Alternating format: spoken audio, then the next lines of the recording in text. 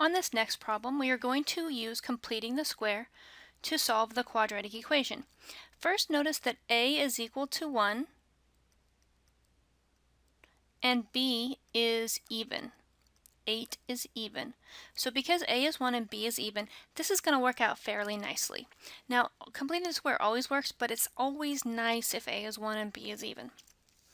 So step 1 says, from standard form, make a equal 1. Well, a is 1. Great. So I don't need to worry about that. Step 2, move the constant term to the right side of the equation and then add blanks. So this 11 right here needs to go to the other side of the equation. So I'm going to add 11, and that's going to get me x squared plus 8x, and then on the other side I have 11. It also said add blanks, so I'm going to put plus blank, and then that reminds me that I need to fill in those two blanks. Step 3 says complete the square by dividing the linear term by 2 and squaring. We're going to put that value in the blanks. Okay, so the right side will then factor into a perfect square. Now I kind of like to do this a little bit 2 steps in one.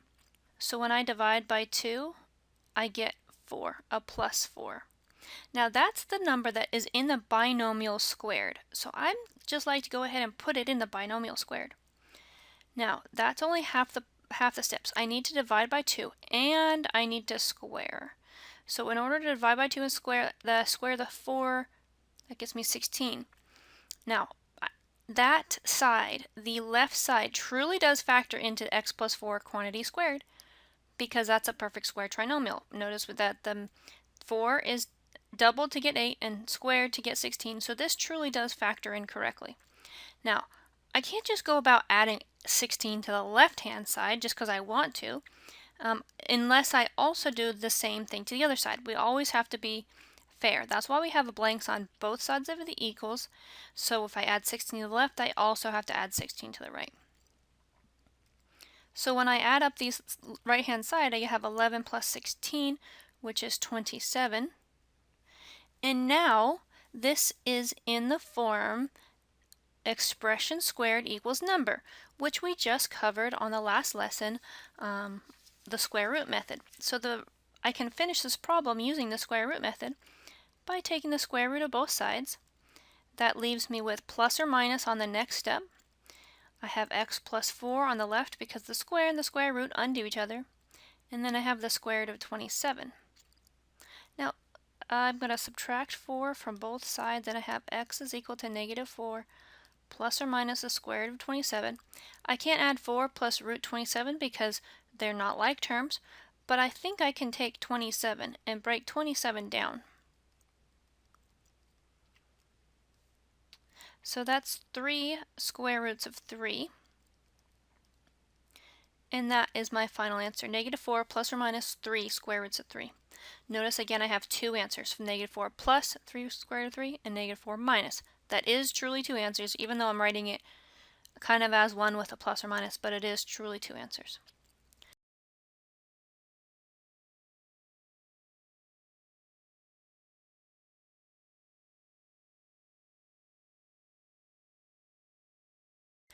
Alright, on the next problem, again, a is equal to 1, great. B is 6, which is even, yay. That means this is going to work out fairly nicely, no fractions. Okay, so let's proceed. Because a is 1, I don't need to work on getting a to be 1. I'm going to subtract 18 from both sides. On that same step, I'd like you to leave some blanks. And then I'm going to divide by 2 and square. When I divide negative 6, that's my number here, by 2, that gets me negative 3. Now I like to just go ahead and put that there because I know that whenever I divide the middle term by 2, that gets me the number inside the binomial, just like we did on the previous page. Now, in order to make this true, that the trinomial on the left does factor into x minus 3 squared, we need to have a number there. Well, what number does that need to be? Well, I take the negative 3 and I square it, divide by 2 and square, to get 9. And to be fair, I should probably add 9 to both sides, huh? So I have x minus 3 quantity squared by dividing by 2 and square. And then on the right hand side, I'm combining like terms to get negative 9. At this point, I have expression squared equals number, just like I did on the square root method. So I can finish this by taking the square root of both sides. The square and the square root undo each other, which just leaves me with x minus 3 on the left. Plus or minus on the right hand side, the square root of 9 is 3i. And then the last thing I can do is to add 3 to both sides. And my answer is x equals 3 plus or minus 3i.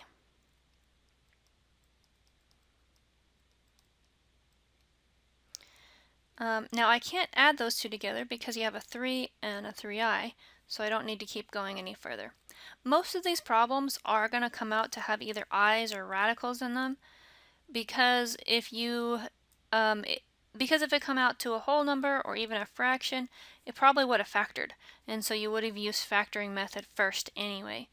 But technically these will work on the whole number problems as well. We're just not seeing a whole lot of those because we probably would have just factored them first. On our third example, a is equal to 1 again. That's good. Uh-oh. b is not even. Now, I told you that this completing the square thing works for all quadratic formulas. Whether or not a is 1 or b is even, it still will work, except this one's going to be a little bit more annoying because it's going to have fractions throughout it.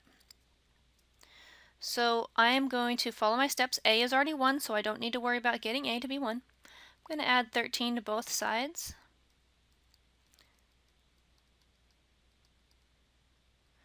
Add my blanks in. I get 13 on the right hand side plus blank. Then I'm going to divide by 2 and square, which leaves me with 3 divided by 2. That's a tricky one. 3 divided by 2 doesn't come out nicely, so we're just going to leave it as a fraction, 3 halves. And don't forget your squared. Some people forget that squared and then they don't know what to do in the next step. When I take my 3 halves and I square it, 3 times 3 is 9. 2 times 2 is 4, so 3 halves squared is just 9 fourths. Whatever you add to the left side of the equation, you must also add to the right side of the equation. So before, adding these two numbers on the right side wasn't hard at all, but because it's a fraction, it's like, more work, right? That's just what happens whenever you have to deal with fractions. You just have a little bit more work. Looks like my LCD when I'm trying to add these two numbers is 4. So I'm going to multiply the first fraction by 4 over 4, which gets me 52 fourths plus 9 fourths, which adds for a total of 61 fourths. Okay, so I can come back up here and do 61 fourths. Now I'm going to square root both sides because I have the expression quantity squared equals a number, so now I can proceed like it's a square root method problem, which leaves me with x plus 3 halves on the left hand side equals plus or minus. Don't forget your plus or minus anytime you take the square root of both sides. Root 61 over the square root of 4. Now 61 doesn't reduce at all, but the square root of 4, oh that's nice, that's just plain 2. So my last step here is just to subtract 3 halves on both sides, which leaves me with x is equal to negative 3 halves plus or minus the square root of 61 over 2.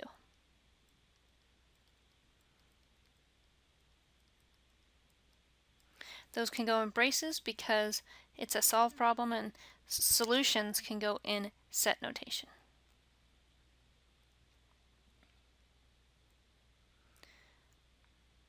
On this next problem, please notice that a is not equal to 1. And b is even, but we can't actually decide if b is even until after we make a equals 1. So let's do step 1 that says in order to make a equal 1, divide each term by a. So I'm just going to divide every term by 2. I'm allowed to do that as long as I treat the left side and the right side the same. This gets me x squared minus x plus 5 equals 0. Okay, now is a equal to 1? yay, is b even? Uh-oh. B is 1, which is odd. So this is going to have some fraction works in it. Is it still going to work? Yes, but it's just going to be a little bit more annoying than if B was even. It would have been a little bit nicer. So I'm going to move my 5 to the right-hand side by subtracting it. Then I'm going to add my little blanks. I'd like to divide by 2 and then square. Am I completing the square method? So I take -1 divided by 2. That gets me -1/2. I divide it by 2 to get -1/2. And then in order to fill my red blank here, I need to square -1/2. Well, -1/2 times -1/2. Even if it was a negative, it turns out to be a positive, because a negative times a negative is a positive, 1/4. If I add it to the left, you must also then add it to the right. Now this right-hand side usually is easy to add, but because it's a fraction, it's a little bit more annoying. So I have an LCD of 4. The first fraction I'm going to have to multiply by 4 in the numerator and the denominator to get me -20/4. In the second fraction I can multiply by 1 or just add them, that's fine, to get -19/4. Alright, so now that I have -19/4, I'm going to take the square root of each side. Notice whenever you take the square root, you have to have the plus or minus part on the next step. On the left-hand side, the square and the square root undo each other. On the right-hand side, I'm getting the square root of -19 over the square root of 4.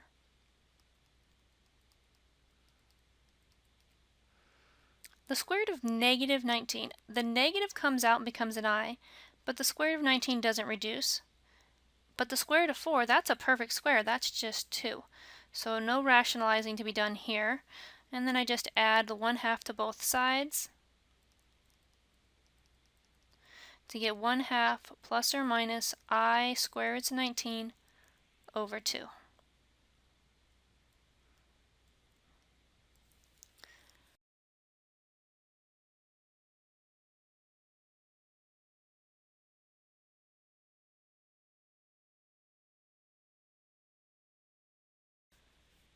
Okay, on our last problem of this type, a again is not equal to 1.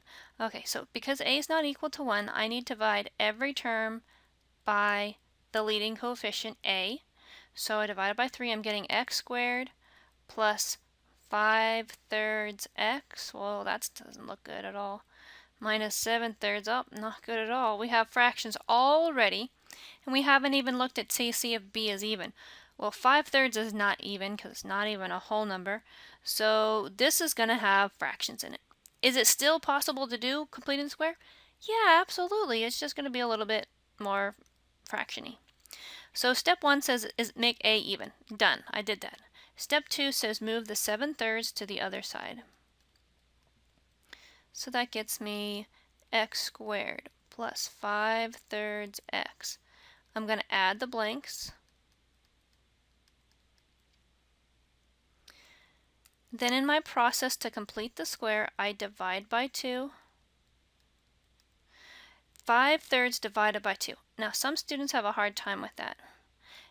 Dividing by 2, well, that's like a fraction and a fraction. Instead of dividing by 2, another thing you can do with fractions is multiply by its reciprocal. So I'm just going to multiply by 1/2 when I'm trying to divide by 2. So that gets me 5/6 plus 5/6. Okay, then I have to take 5/6 and I need to square it. So I'm going to come back up here. 5/6 times itself, 5/6. That's 25/36. If you add it to the left, you also then have to add it to the right.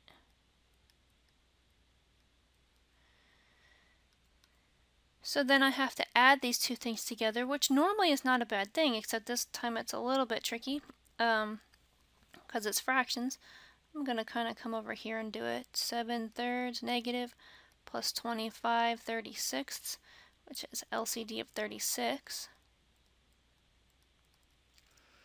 On the first fraction, 3 times 12 gets you 36, so I'm going to multiply 12 by the numerator and the denominator, which gets me negative 84. Negative 84, 36 plus 25, 36. When I add my numerators, that's going to get me negative 59 over 36. Okay, so I now have my expression squared equals a number, so I'm ready to take the square root of both sides for the square root method. The square root method says I have to have a plus or minus on the next step every time I take the square root of both sides. So the left-hand side, the square and the square root undo each other. That was the whole point of taking the square root. On the right-hand side, I'm getting the square root of negative 59 over the square root of 36.